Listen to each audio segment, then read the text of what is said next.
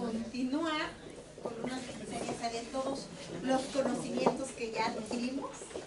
Vamos a continuar con algunos casos clínicos y la idea es como que identifiquen, no sé, como que identifiquen alguna lesión y veamos como que todo lo que platicamos lo podamos aplicar a estos casos para un diagnóstico adecuado.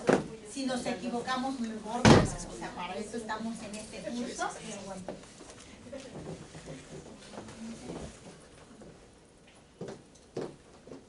Siento que es la pila, ¿no crees?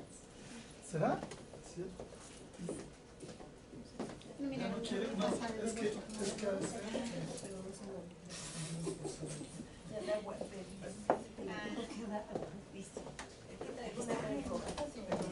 Perfecto. Entonces vamos a empezar con el caso número 1. Entonces siempre dijimos que es importante ver la edad, 46 años, hombre y del DF. Y a veces hasta de dónde sí es importante, a veces nos dicen del pueblito de no sé qué, entonces de ahí sabes que es un paciente que es muy probable que le cueste trabajo regresar a revisión.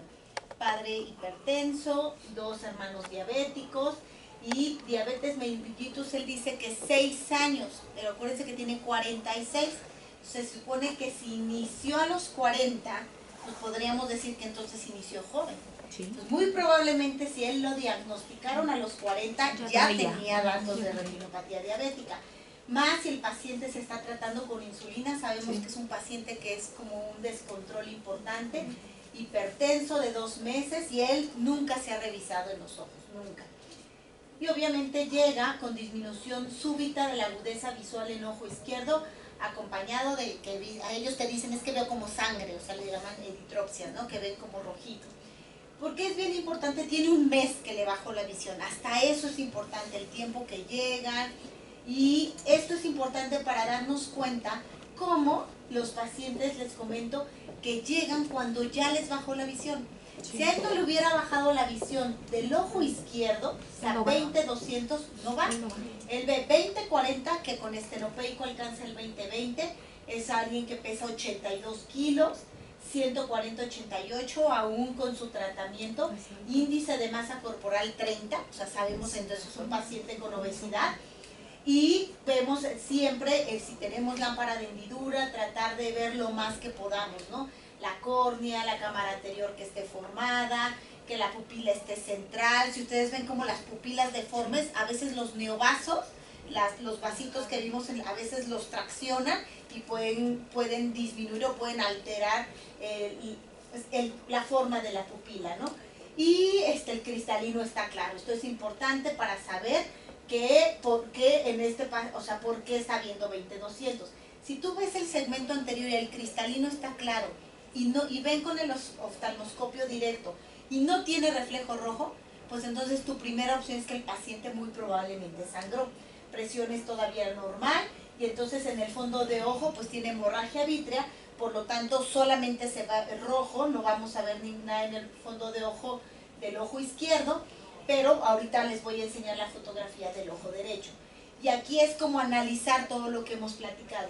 El factor de riesgo más importante es el diagnóstico, a qué edad le diagnosticaron la diabetes. No va a ser lo mismo si se la diagnosticaron a los 50 o a los 60, porque si se la diagnosticaron a los 60 a lo mejor estuvo más grande y probablemente entonces es más difícil la retinopatía diabética mientras más grande te diagnostican la diabetes.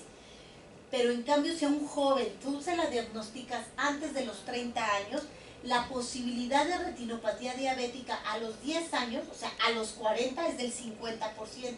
Si se lo diagnostican antes de los 30 años y no tiene control metabólico, seguro va a tener una retinopatía diabética. Entonces la edad de diagnóstico es muy importante y esto sé más o menos en un comunicado de la ETDRS, que la ETDRS es como el estudio más importante de la retinopatía diabética. Hay como 12 reportes, hay muchísimos reportes desde los factores de riesgo, a quién les fue bien, a quién les fue mal, si les dabas láser, si no les dabas láser, pero te dice más o menos los ojos de progresión, o sea, cuánto van a progresar dependiendo a cómo está la retinopatía diabética. Y obviamente mientras más severa, pues a 3 años la progresión es más grande. Entonces, esta fotografía que ven aquí es del fondo de ojo derecho, el que ve 20-20, ¿de acuerdo? El que no llegó con hemorragia vítrea. El que ya llegó con hemorragia vítrea, no tenemos foto, porque ni siquiera se veía nada. Pero aquí también es algo importante. Si tú tienes un paciente diabético y tiene hemorragia vítrea unilateral, y tú te asomas en el otro fondo de ojo y no tiene ni un dato de retinopatía diabética, no todas las hemorragias son por diabetes.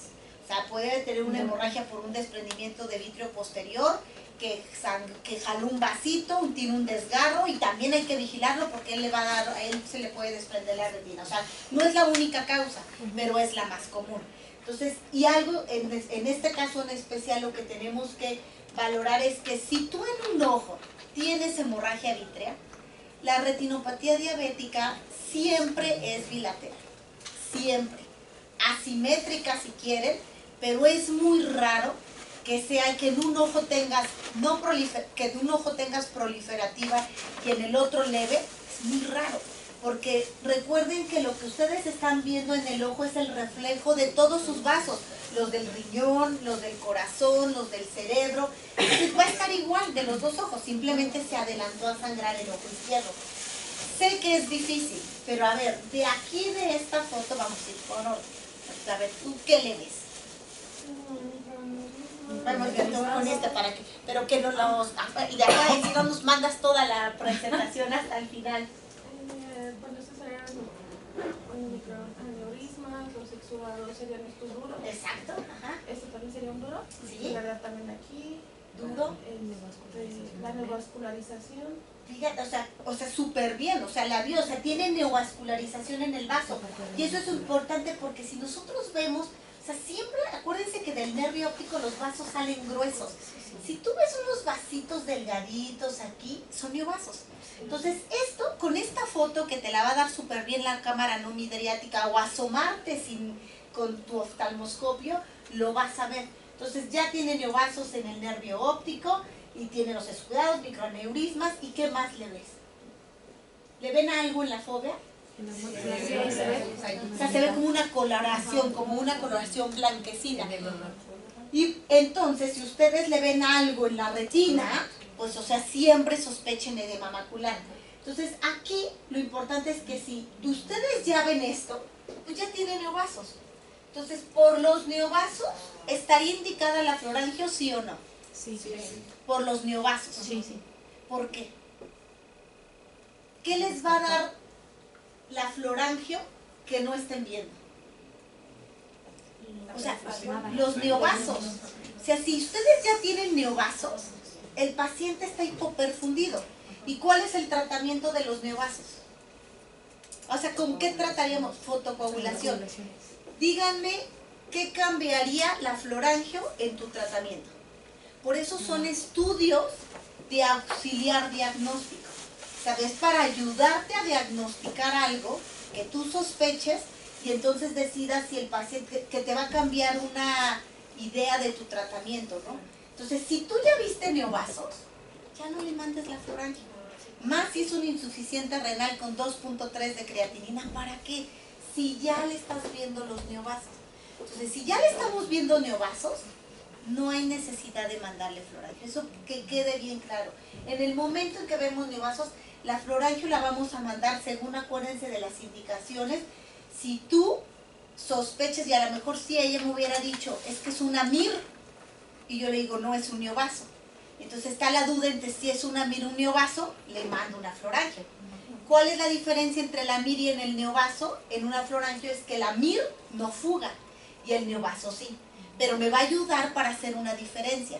Pero si aquí yo ya estoy segura que es un neovaso, porque se ven diferentes, ya no le manden una florangio, ¿ok? Ahora, si es cierto, tiene edema macular, o sea, tiene una sospecha de edema macular, el paciente alcanzaba a ver ese ojo 20-20, ¿no? Entonces tú dices, bueno, 20-40 que mejora 20-20, y tú dices, pues la verdad es que está difícil que tenga un edema macular con 20-20, o sea, con involucro foveal. Pero está bien, vamos a ver una imagen más, porque este caso en sí, lo que quiero que ustedes vean es cómo, si nosotros vemos, o sea, por ejemplo, puede ser que un mosaico, o sea, que busquemos los demás círculos, nos pueda dar más información, pero puede ser que no. Entonces, si ustedes ven lo que vieron aquí, cambió algo en lo que ven afuera, pues la verdad es que no ven hemorragias de esas como embargo. Entonces podríamos decir, híjole, pues el paciente no tiene hemorragias. Pero ahorita lo vamos a ver más adelante. Entonces, ahorita podríamos decir que tiene hemorragias intrarretinianas en 4 cuadrantes, lo que nos dijo. Tiene sus microaneurismas, exudados duros en área macular, arroceramiento venoso, amires, neovasos en la papila que los vio y neovasos extrapapilares, o sea, papilas que están en el nervio óptico y por fuera también, ¿no? O sea, en las arcadas. Entonces, con esta, bueno, ya lo está ahí, pero con esta clasificación, o sea, si ya tiene neovasos, entonces, ¿qué es? Retinopatía diabética proliferativa, ya. Con características de alto riesgo, ¿por qué? Porque sus neovasos son más de 1/3 del diámetro de disco. Entonces, dentro de esta clasificación, y cuando vimos los cuadritos, decía, ¿qué le haces a este paciente? Láser. Si ese paciente tiene esas mismas características y sangra, ya no vas a ver todo eso, ¿no? Entonces, sangró hace un mes, como dice. Imagínate que ese fondo de ojo fuera el fondo de ojo izquierdo hace un mes antes que sangrara. Entonces, ya sangró. Si el paciente ya sangró, no le pueden dar láser. Entonces, ¿qué podemos hacer? Bueno, le puedes decir, ¿sabes qué? Vamos a esperar si quieres 15 días, ver si se reabsorbe el sangrado, dejarlo en posición, quedarse sentado, y si solito el sangrado baja y te permite a los 15 días o a la semana dar láser, le das láser. Pero si la hemorragia no se reabsorbe, entonces, ¿qué tendríamos que hacer? Vitrectomía y al final darle láser, ¿de acuerdo? Ahora, entonces, pues ya sabemos la impresión de algo sin ni siquiera la fluorangiografía, todavía no la tenemos.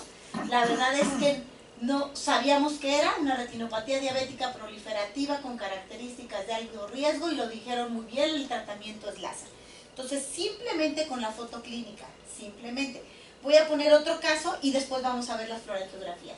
¿Por qué este caso 2 también es muy importante? Vean en el fondo de ojo. Y a ver ahora, doctor, atrás. Ahora puras mujeres y después el hombre. Aquí, ¿qué ves? Es una foto que te va a dar tu foto no midriática, ¿eh? O sea, esto te da nervio óptico bien delimitado, la fobia y ahí. ¿Le ves algo? ¿Ves algún dato de retinopatía diabética? Solamente los neovasos. ¿Los qué, perdón? Los neovasos. A lo mejor es cierto, las vasculaturas se ve más tortuosa, pero ven microaneurismas, ven exudados, o sea, ven hemorragia, engrosamiento, aquí hasta se ve el anillo, ya ven que cuando ven una foto hasta se ve el brillo de la limitante, la fobia. Yo la verdad es que esta podría decir que se pasa como una foto normal, ¿ok? ¿Por qué les decía? No solamente es ver los 45 grados centrales, porque entonces, hasta ahorita, pues yo diría impresión diagnóstica, pues para mí ahorita diría un fondo de ojo normal, ¿de acuerdo? Y entonces, pero le tomo todos los anillos, y vean, fobia bien, el brillito, el nervio, tal, pero cuando me busco más en la periferia, a ver, vamos a ver si alcanzas a ver, con el de arriba, enséñame qué ve. Aquí, acá. Ajá, exudados, estos serían exudados, ¿no? O serían. Estas son fotos, esta es de la foto clínica, esto es bien importante, porque cuando tú hagas en una no mide, cuando los haces ver mucho arriba, estos son artefactos, ¿eh? Esto es artefacto, pero eso es bien importante, vean, o sea, aquí una asa, neovaso, y la mácula está perfecta, o sea, es un paciente que no se queja absolutamente de nada, o sea, pudo haber llegado por otra cosa, y porque si su fobia está bien, el paciente no tiene nada, pero ¿por qué es importante ver la periferia? Vean todos los neovasos que tiene periferia, periferia, periferia, periferia, periferia y periferia. Ajá. Allá sería una asa. Esta es una asa. ¿Cuándo se considera una asa y cuándo se considera un neovaso?